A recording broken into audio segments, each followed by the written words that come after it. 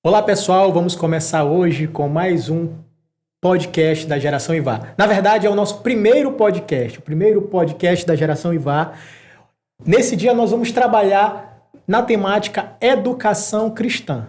Estamos aqui com a presença do nosso amigo e irmão João Paulo, sua esposa, a irmã Deise, e vamos discutir, temos essa roda de conversa para discutirmos sobre essas temáticas e alguns pontos aqui que eu listei para nós conversarmos nesse dia. Vamos lá. O primeiro ponto que eu queria conversar com vocês, meus irmãos, é quais seriam as melhores práticas para os pais cristãos na educação de seus filhos? O que os pais poderiam fazer para educar da melhor forma os seus filhos? E isso, os pais cristãos, já que nós somos cristãos da Assembleia de Deus, área 3, bairro Ivar Saldanha, aqui na cidade de São Luís, Maranhão. Certo. Olá, pessoal. Tudo bem? Prazer estar aqui com vocês nessa oportunidade, né? Primeiro podcast aí da Geração Ivá. Desafio pra gente, né? Algo novo. Com certeza. Estamos se lançando aí nesse projeto, mas a intenção é da gente estar interagindo, estar junto, repassando aquilo que é da vivência da gente. Acho que nada mais prático e mais fácil de se falar do que aquilo que a gente vive, né? Como se falar... É possível se falar daquilo que você não vive, mas como cristãos aqui, a gente vai fugir do nosso padrão, nosso princípio, que é viver uma vida baseada na palavra de Deus e livre da hipocrisia.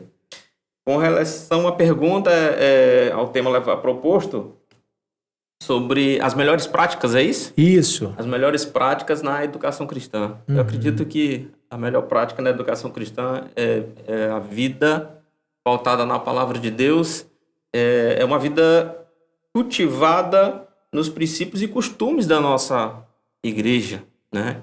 É a participação nos eventos já rotineiros da igreja, né? A escola bíblica dominical, para mim, é um grande aliado na educação cristã.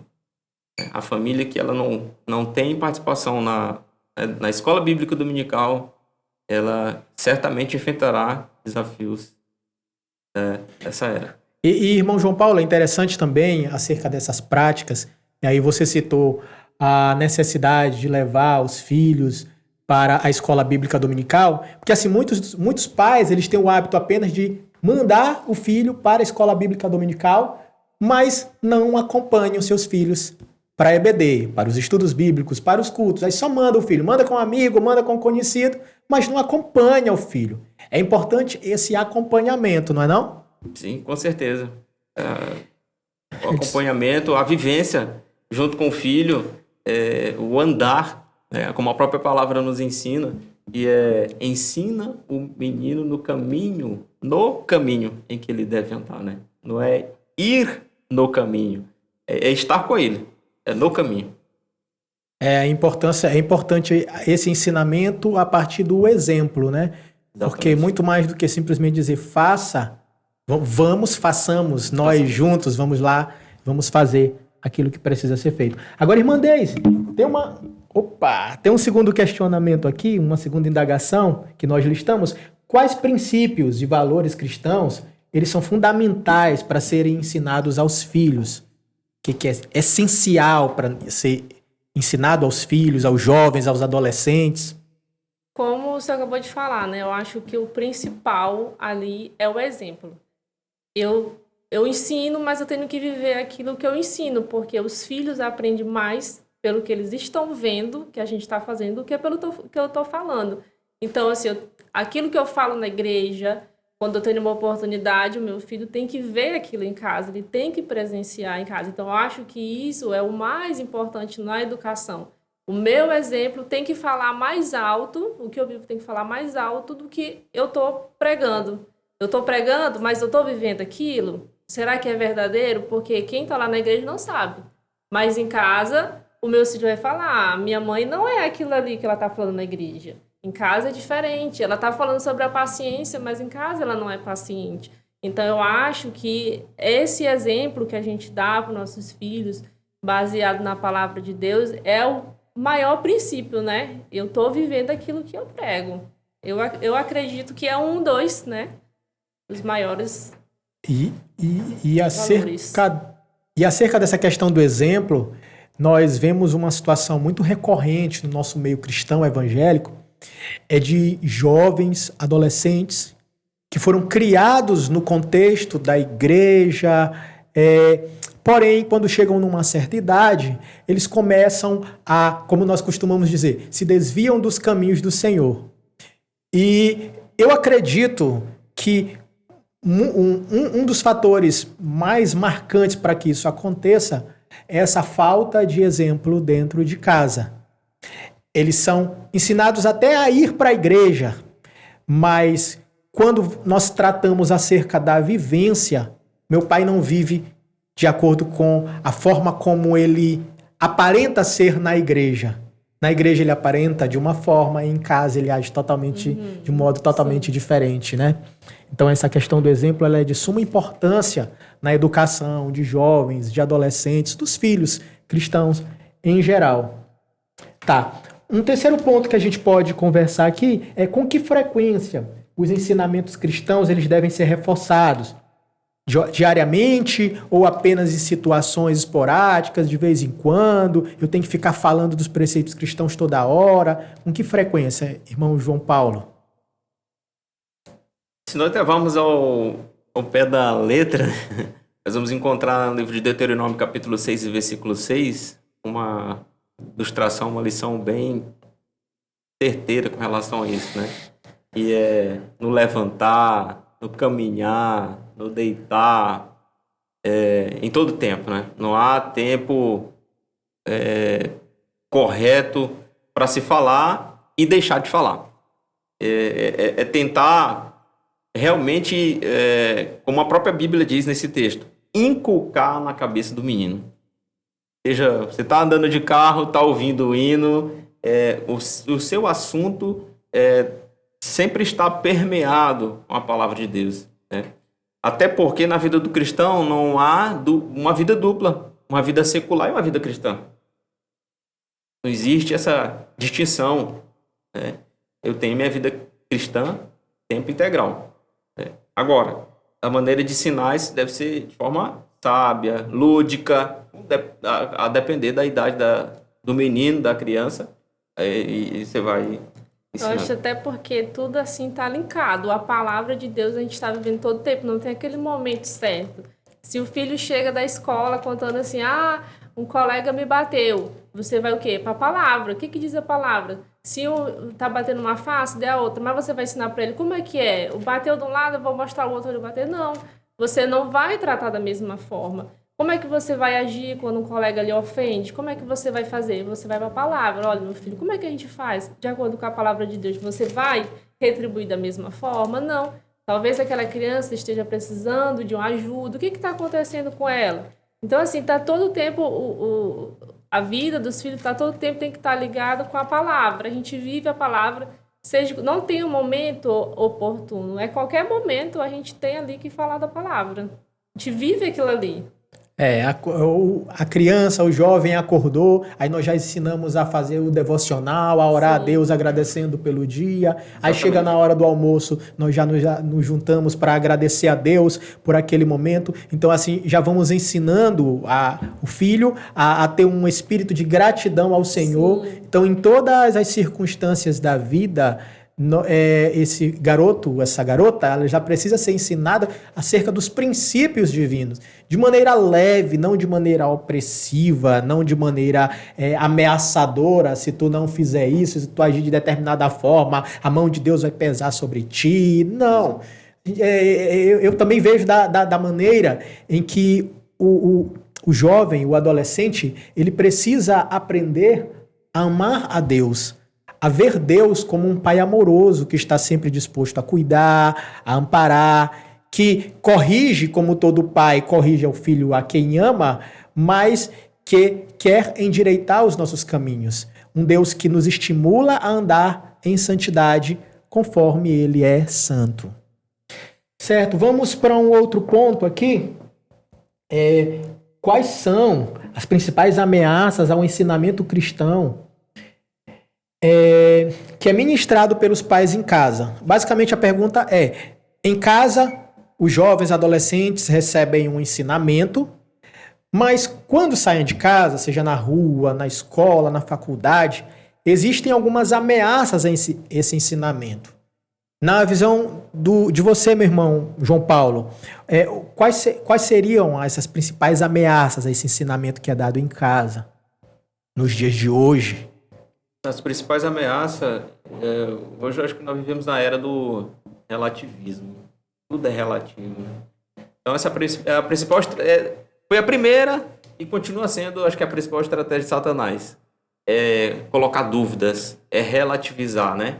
Mas por quê que é assim? Por que tem que ser assim? Será que vai ser assim mesmo? É desse jeito? É colocar dúvida, né? Então eu vi certa comparação que na Casa da Moeda, os agentes ou os profissionais, eles são ensinados a ter uma perícia com a cédula original. Eles nunca vão trabalhar com a cédula falsa. Eles sempre vão ter uma perícia com a cédula original. Por quê? Se eu sou perito em conhecer as características, as qualidades de uma cédula original, no momento em que eu bater o olho em uma cédula falsa, ao menor grau de desvio eu vou identificar que ela é uma cédula falsa. Então, a vida cristã ela é dessa forma que deve ser ensinada, de forma integral, sem máscaras, sem enfeites, sem a verdade, digamos assim, nua e crua, né? Mas com a graça de Deus. Sim, e acerca desse relativismo, tá bastante ligado a essa ideia de que algo é errado para você, mas não é errado para mim. E se nós formos olhar pela ótica cristã, pela ótica bíblica, o que a palavra de Deus estabelece como errado para uma pessoa é errado para todos. Exemplo, não matar. Não matar, não cometer homicídio, é errado para todos. Não tem essa de, para você é certo, para mim é errado. Claro que temos aquelas outras situações, excludente de ilicitude. Eu não vou entrar nesses pontos aí de legítima defesa, estrito cumprimento do dever legal, isso aí são outros pontos. Mas assim, via de regra, cometer o homicídio é errado para você, é errado para mim. Então a palavra de Deus ela já estabelece aqueles princípios gerais, aquelas prescrições que se aplicam a todas as pessoas. Então assim, nós não podemos simplesmente relativizar os princípios bíblicos.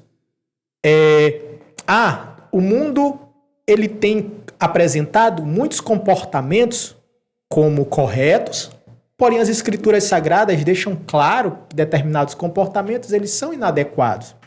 Então, os pais precisam ensinar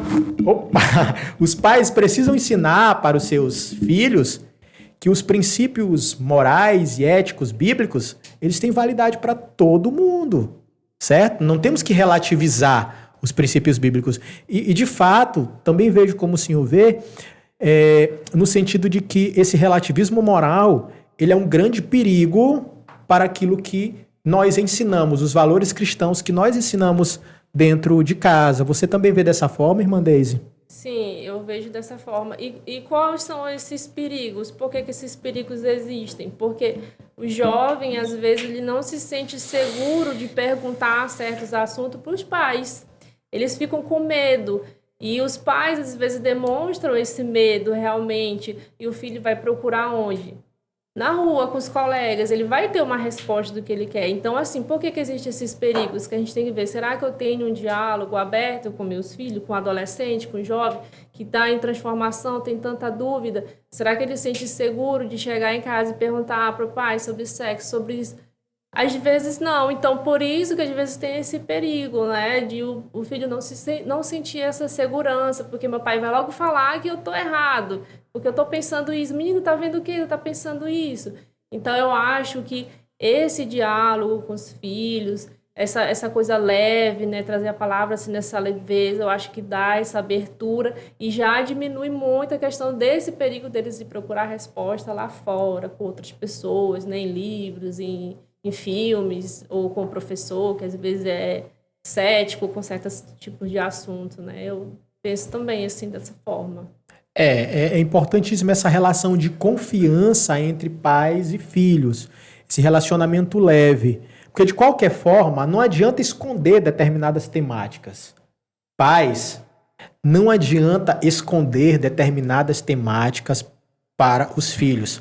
É óbvio que tudo tem um tempo certo de se falar. Mas hoje, cada vez mais precocemente, os filhos eles estão tendo acesso a uma gama de conhecimentos, e muitos desses conhecimentos eles são transmitidos de maneira inadequada à luz das Escrituras. À luz das Escrituras. Acerca da questão da sexualidade, de relações sexuais, aí fora, quando você vê no contexto fora do mundo cristão, simplesmente a orientação dos governos, das autoridades usa preservativo. Mas não há freio moral algum. Faça à vontade o que você quiser, mas o importante é que use preservativo. Quando nós vamos olhar para os princípios bíblicos, não é bem assim. Embora nós não sejamos contra nenhuma política pública de saúde, de maneira alguma, ou de prevenção de infecções sexualmente transmissíveis, mas existe uma régua moral no meio cristão, para nós que somos cristãos, que é as Sagradas Escrituras. Então existem padrões que vão balizar o nosso comportamento. Então no nosso meio não basta simplesmente tomar esses cuidados. Então nós temos princípios que norteiam a nossa conduta. Certo? Outro ponto aqui que a gente pode discutir é como os pais eles devem agir quando o filho apresenta uma filosofia de vida que diverge dos ensinamentos cristãos. Então, o filho ali ele já chegou numa certa idade, 15, 16, 17 anos, aí ele começa a ter acesso a filosofias, formas de enxergar o mundo, e essa forma de enxergar, ela vai ser diferente daquilo que foi ensinado dentro de casa. E aí, como é que o pai deve agir quando o filho, eu poderia dizer, já está com aquela ideia formada, e essa ideia ela vai ser diferente daquilo que nós ensinamos em casa. Essa é pesada, né? Desconfortável. O que a gente tem filho de 15 anos em casa, né? A gente já sabe mais ou menos como é que essas opiniões mesmo já estão quase assim formadas. Aí a gente fica assim, menino, como é que tu tava pensando isso que eu nem sabia? Não, porque aí a gente fica assim, nossa, eu nem sabia que tu tava com todas essas ideias pensando isso. E é um choque pra gente, né? Quando eles têm um plano que a gente viu assim, totalmente diferente do que a gente imaginava, né? Eu acho que é joelho no chão, oração e pedir, Senhor, me dá discernimento como eu devo conversar com esse adolescente, porque eu tô achando que ele às vezes tá um pouco iludido. Ajuda ele a voltar para a realidade, né? Porque adolescente tem um pouco isso, né? Dessa fantasia, né? O jovem, às vezes ele tá muito... qual é o seu objetivo? Eu quero ser rico, né? Então, assim, às vezes eles estão vivendo uma coisa que não faz parte da nossa realidade, né? Então, assim, vamos conversar, ser paciente, não é chegar duro e falar assim, não, porque isso é errado, isso é assim. Não, tem que ter essa conversa, né? João Paulo, como é que é? Muito bem. Eu trago aqui um texto de Provérbios, capítulo 22, versículo 6, que diz assim: instrui o menino no caminho em que deve andar, e até quando envelhecer, não se desviará dele. Acho que esse texto fala bem sobre isso, né? Sobre a proposta que foi colocada agora. Eu acho que o primeiro ponto que a gente tem que traçar aqui, deixar bem claro, é tirar a carga dos pais. Que por vezes é colocada a seguinte responsabilidade, dizer assim, se teu filho está desviado, se teu filho está afastado do caminho do Senhor, a culpa foi sua, totalmente sua, porque você não ensinou a verdade, porque se ele tivesse ensinado a verdade, ele não teria se desviado dela, porque é assim que diz a palavra. Primeiro ponto que a gente teve que colocar aqui, que isso aqui é um provérbio, não é um princípio. Quando aplicado um provérbio de sabedoria, diz assim, as chances de dar certo se tornam muito maiores, absurdamente maiores do que dar errado. Não há aqui garantia alguma de que vai dar certo. Mas há, certamente, uma grande possibilidade, uma grande chance de que vai dar certo. É palavra de Deus, é provérbio, não é princípio, né? Então, essa carga deve ser tirada das costas dos pais. E dizer assim, é responsabilidade de você, o seu filho está desviado. O que eu entendo e vejo aqui na palavra sobre até quando envelhecer não se desviará dele, quando a verdade ela é muito bem ensinada. Quantos filhos de crentes que a gente vê pelos presídios e reportagens que a gente já vê por aí afora, que estão no presídio, Mateus, Lucas, João, com esses codinomes que estão no presídio, e você pergunta, seus pais? Ah, são crentes. O que você está fazendo aqui? Ah, não sei, me perdi em algum momento da vida, eu me perdi. Eu deixei de ouvir minha mãe, eu desobedeci e vim parar aqui, né? Os pais erraram? Não, mas o que eu vejo ali é que aquela verdade, ela está latente no coração daquele homem, daquela mulher que se desviou.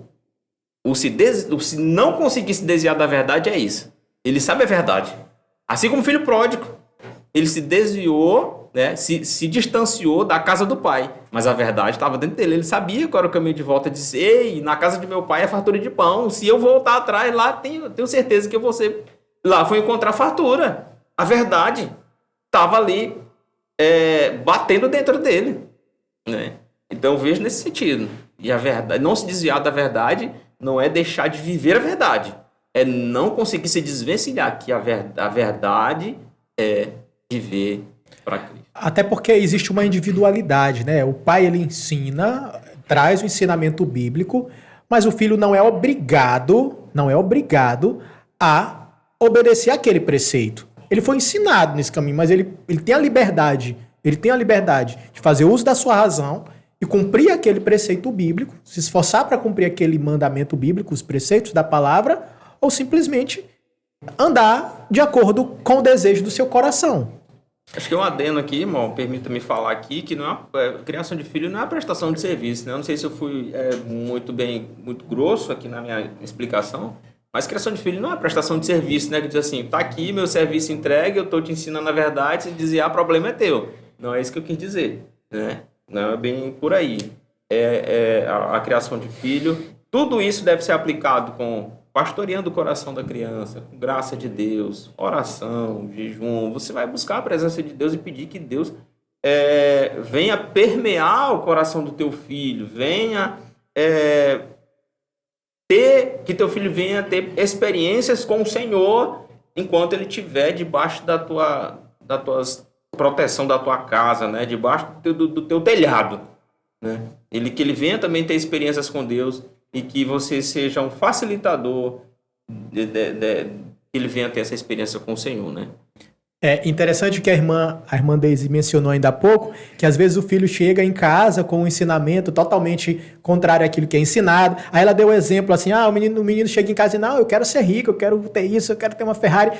Não que ser rico por si só seja um problema, ser rico seja um problema por si só.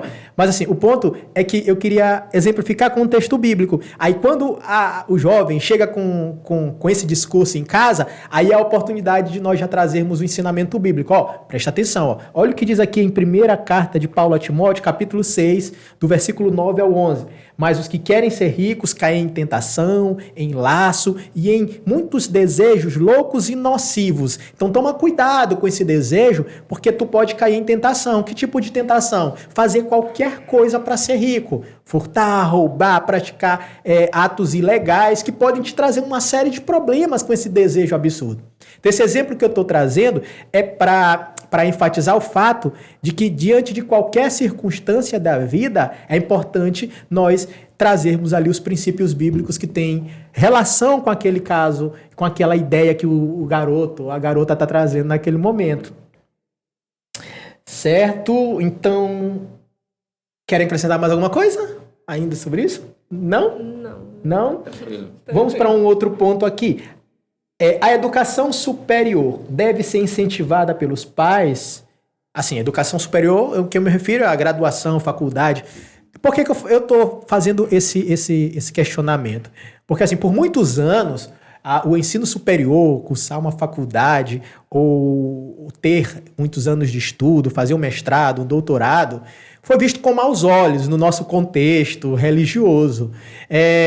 Sempre se disse assim, muitas pessoas costumavam dizer, o garoto, a menina, quando vai para a faculdade, se desvia. É assim mesmo? Necessariamente vai para a universidade, se desvia? Vocês veem dessa forma? É um desafio muito grande, né? A gente vê que Satanás ele tem atuado em diversas áreas e a educação, na atualidade, tem sido um campo em que ele tem se apoderado de forma alarmante, né? Preocupante para a gente, nessa área, né? Até em cumprimento às Sagradas Escrituras, diz assim, que o conhecimento se multiplicará e, por conta disso, o amor de muitos se esfriará, né? Então, sim, certamente é uma preocupação grande, mas não deve ser encarado como algo a ser negado, né? Faz parte, eu acredito que do desafio da vida cristã pessoal, qualquer um, viver as possibilidades da vida, né? Deus nos fez pessoas com possibilidades de crescer, de evoluir, né? Até porque, sendo bem redundante aqui, nós nascemos pequenos e vamos crescendo fisicamente. E acredito que mentalmente, emocionalmente, intelectualmente, não é diferente. A gente vai desenvolvendo. Então, não devemos nos furtar de deixar os nossos filhos, né, fazer uma faculdade, ingressar numa universidade por conta desse temor. Mas eu acredito que ele será, assim, desafiado na sua fé e vai ser bem proveitoso, sim. Eu acredito que a gente tem que incentivar, sim, os nossos filhos a fazer faculdade, mestrado, doutorado. Tem que incentivar eles a estudar, a ter conhecimento, mas sempre lembrando que tudo que ele for fazer, onde ele estiver, tem que ser para a glória de Deus, né? A nossa oração, assim, é que o meu filho tenha uma carreira, mas que ele seja cristão em tempo integral. E o que ele escolher para estudar, que é onde ele chegar, as pessoas vejam, ele tem conhecimento, mas tem algo muito maior do que o conhecimento dele. Ele transmite uma paz, uma alegria, que eu estou prestando atenção no que ele está falando, não é por causa do conhecimento dele que outra pessoa pode conhecer até mais, mas eu estou vendo que tem algo diferente nessa pessoa. Então, onde meu filho chegar, onde minha filha chegar, um jovem, adolescente, o principal que tem que chegar junto com ele é Jesus, antes de todo o conhecimento que ele tem. Então, nós vamos ter conhecimento, vamos incentivar nossos filhos, com certeza, a ir além do que nós fomos e buscar sempre conhecimento, porque é essencial para nós também. Hoje, no mercado de trabalho, precisamos mais que a presença de Deus, a palavra de Deus, seja maior do que qualquer conhecimento secular. Porque de fato, com boas bases bem estabelecidas, como o irmão João Paulo leu o texto ainda há pouco, nós reduzimos bastante as possibilidades do filho se desviar dos caminhos do Senhor. Então, não é porque o estudante ele começa a ter acesso a, por exemplo, o evolucionismo. Todos nós viemos de um processo evolutivo que aconteceu aleatoriamente, independente da ação de um Deus soberano. Não é porque ele tem acesso a isso que necessariamente ele vai acreditar naquilo como verdade. Acho que se as bases forem bem estabelecidas nas escrituras sagradas, ele não vai deixar a sua fé ser levada simplesmente porque ele está ouvindo isso de um professor ou está lendo isso nos livros, né? Então, o principal é ter bases bem estabelecidas.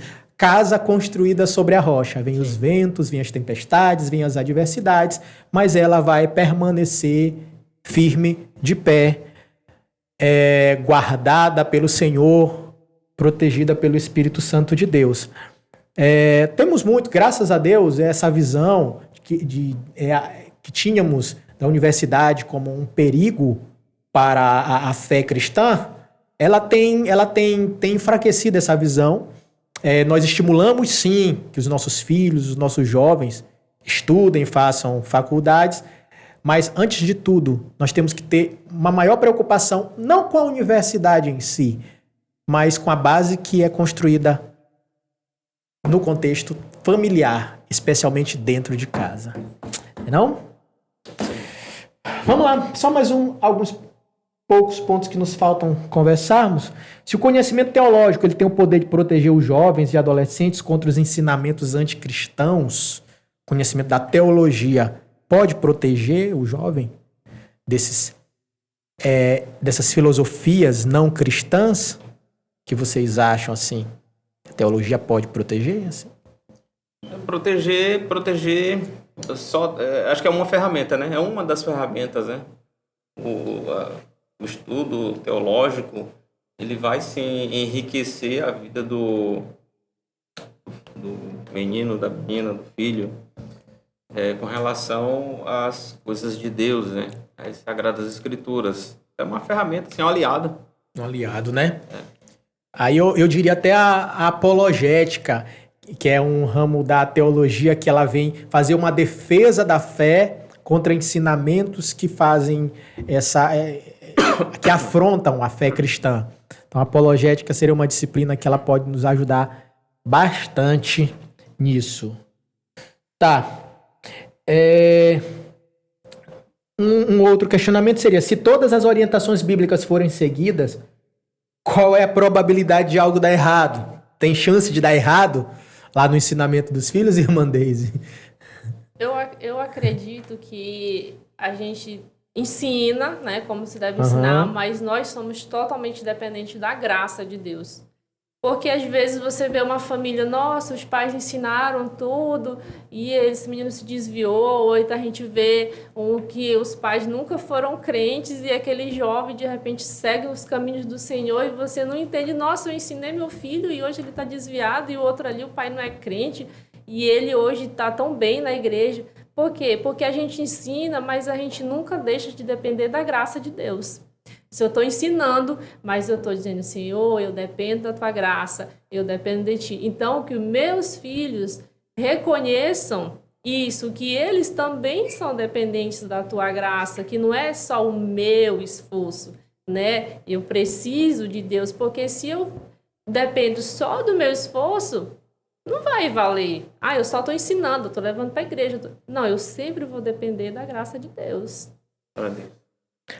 Agora eu queria fazer um último questionamento. Como os pais cristãos eles podem equilibrar a disciplina e o amor na educação aos filhos? Porque, a princípio, parece contraditório, né? Disciplina, você castiga, então você não ama. Dá para equilibrar disciplina e amor? Você, meu irmão João Paulo, que é pai, eu ainda não tive essa honra, mas você que é pai pode responder muito melhor do que eu.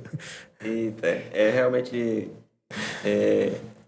Quando nasce um pai, eu vi essa frase, acho bem interessante, né? Quando nasce um filho, nasce um pai.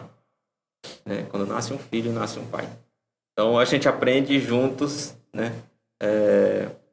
O filho aprendendo quem são os pais e a gente aprendendo quem são os filhos, né? Trazendo a nossa experiência própria, né? Digamos assim. A Débora, a nossa primogênita, teve muitas coisas que a gente acabou sendo, digamos, um pouco mais pesado, né? E com a chegada do Joab, segundo filho, a gente já viu, o caçula sempre é mais mimado, né? Já vou... Eu tenho essa mágoa cristã aqui, ó, que eu sou mais velho. A caçula sempre foi mais mimada. A gente vai dosando mais, né? Essa disciplina cristã, você vai dosando mais. Já vai tendo outras ferramentas, né, que vão te ajudar na educação dos filhos. E você, irmã Deise, dá para colocar na balança amor e disciplina?